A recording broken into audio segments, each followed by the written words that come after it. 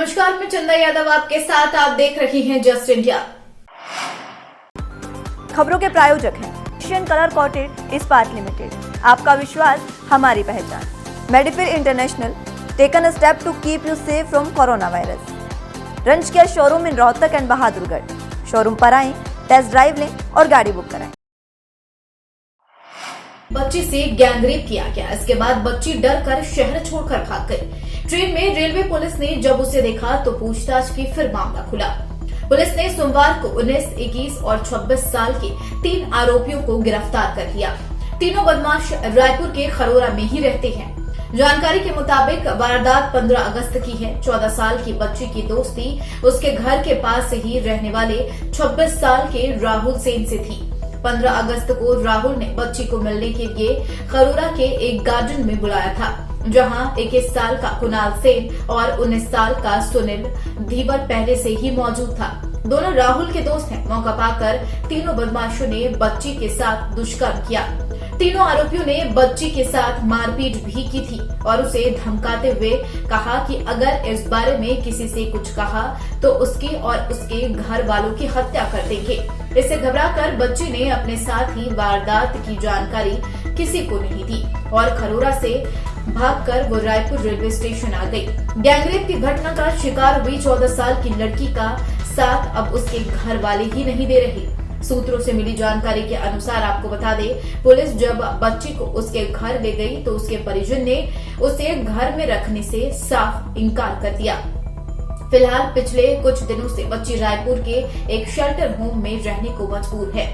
Police और कुछ सामाजिक संस्थाएं घर वालों की काउंसलिंग कराकर बच्ची की नई जिंदगी दोबारा शुरू करवाने की प्रयास में है।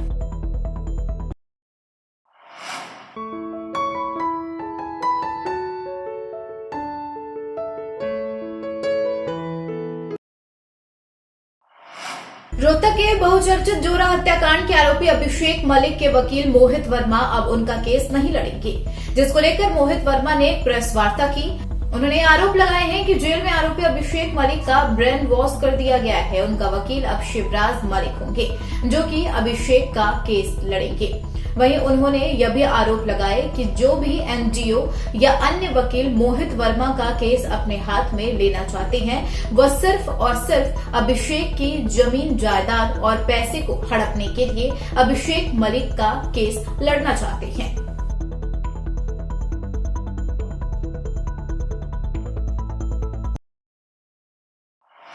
किसान आंदोलन के बीच दिल्ली के बॉर्डर खोलने को लेकर सरकार की मनमर्जी पर किसानों के रुख में तल्खी नजर आने लगी है। नवंबर 2020 से शुरू हुए आंदोलन का साल भर पूरा होने पर किसान अपना आंदोलन तेज करने की तैयारी में हैं। किसान नेता राकेश टिकैत ने कहा है कि सरकार ने मांगे नहीं मानी तो किसान इस बार ट्रैक्टरों के साथ दिल्ली को चारों तरफ से घेरेंगे। राकेश टिकैत ने ट्वीट में लिखा कि केंद्र सरकार के पास 26 नवंबर तक का समय है। उसके बाद 27 नवंबर से किसान गांव से ट्रैक्टरों पर सवार होकर दिल्ली के चारों ओर बॉर्डर पर जारी आंदोलन स्थल की तरफ चलना शुरू कर देंगे। इस बार पक्की घेरेबंदी की जाएगी और आंदोलन स्थल पर तंबुओं को मजबूत किया जाएगा। केंद्र सरकार के 3 कृषि कानून के विरोध में नवंबर 2020 में दिल्ली की सीमाओं पर किसानों का आंदोलन चल रहा है। दिल्ली की सीमा से सटे हरियाणा के सिंघू और टिकरी बॉर्डर पर पंजाब और हरियाणा के हजारों किसान धरना दे रहे हैं। किसानों को दिल्ली में घुसने से रोकने के लिए दिल्ली पुलिस ने 11 महीने पहले बॉर्डर पर रोक रखा था। तब से किसान यही डेरा जमाए बैठे हैं। शुरू में दोनों बॉर्डर पर सिर्फ बैरिकेड ही लगाए गए थे। बता दें, 26 जनवरी 2021 को दिल्ली में लाल किले पर हुई हिंसा के बाद टिकरी और सिंघू बॉर्डर पर कंक्रीट के भारी भरकम ब्लॉक लगा दिए गए थे। यमुनानगर पुलिस की अनूठी पहल देखने को मिली है। पुलिस और समाज सेवी संस्थाओं के प्रयास से नशा छोड़ रहे युवाओं और उनके परिवार के साथ एसपी ने दिवाली मनाई है। महिला थाने में दिवाली के उपलक्ष्य में एक का कार्यक्रम आयोजित किया गया। आपको बता दें, एसपी कमलदीप गोयल ने दीप प्रज्वलित कर इस कार्यक्रम की शुरुआत की।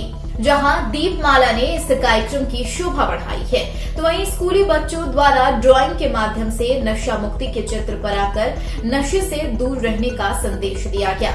एसपी यमुनानगर ने बताया कि पिछले 2 महीने से नशा मुक्ति अभियान चलाया जा रहा है, जिसमें नशा छोड़ने को लेकर जागरूक हुए युवाओं का इलाज करवाया जा रहा है। आज उन सभी के साथ दिवाली मनाई गई है। इस मुहिम में सभी समाज सेवी सहयोग कर रहे हैं। उद्देश्य यह है कि जो साथी रास्ता भटक रहे वह खुद को अलग थलग महसूस ना करे, समाज से कटा हुआ महसूस ना करे, उन्हें भी त्योहारों की खुशियां अनुभव करने का अधिकार है। यह प्रयास उस दिशा में एक कदम है। यमुनानगर पुलिस की अनूठी पहल यहाँ पे देखने को मिली। पुलिस थाना में खुशियों की दिवाली बनाई गई। यह दिवाली उनके लिए खास रही जो लोग नशा छोड़ने व छुड़वाने की दिशा में प्रयासरत है। इन रोगियों के परिवार भी कार्यक्रम में शामिल रहे। सैकड़ों लोगों ने घंटों कार्यक्रम का लुत्फ उठाया। बतौर मुख्य अतिथि एसपी कमलदीप गोयल ने दीप प्रज्वलित कर कार्यक्रम का शुभारंभ किया। एसपी कमलदीप ने कहा कि साथियों के साथ यह प्रयास भविष्य में भी सफल रहेगा। आने वाले समय में भी कार्यक्रम मिलजुल कर मनाए जाएंगे। अभी ये कहना कि नशा छोड़, क्योंकि अभी तो ये शुरुआती दौर में है हमारा कंप्लेन। जो एडिक्ट लोग हैं उनका ट्रीटमेंट चल रहा है। अभी ये कहना कि नशा छोड़ दिया है ये ठीक नहीं होगा, क्योंकि ये एक लंबी प्रक्रिया है। जो ट्रीटमेंट है वो भी काफ़ी लंबा चलता है।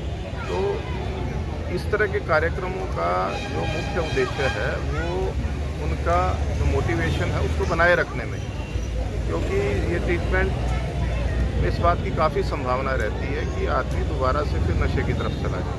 तो उसको समाज के साथ लगातार उसको जोड़े रखना ये बहुत जरूरी है। तो उसी दिशा में ये प्रयास है। सर यही संदेश है कि आप विषम से विषम परिस्थिति के अंदर भी नशे को कभी स्वीकार ना करें। कई बार हमें लगता है कि नशा किसी समस्या का समाधान है, ऐसा बिल्कुल भी नहीं है। वहीं फर्रुखाबाद में भाजपा सरकार में आए दिन मकान बिकाऊ के पोस्टर लगाने के बाद यह सिलसिला और भी तुल पकड़ता जा रहा है। अब की बार थाना नवाबगंज के गांव मिल्किया पहाड़पुर में 2 मकानों पर मकान बिकाऊ के पोस्टर लगी है, जिसमें उन्होंने मुख्यमंत्री, डीएम व एसपी से न्याय की गुहार लगाने के बावजूद न्याय न मिलने से यह कदम उठाया है। मामले में राम लड़ैते पुत्र रामचंद्र की मांग है कि 18 माह पूर्व हमारे जवान पुत्र शैलेश, जिसमें डीएमएलटी का डिप्लोमा किया था, उसकी गोली मारकर हत्या कर दी गई।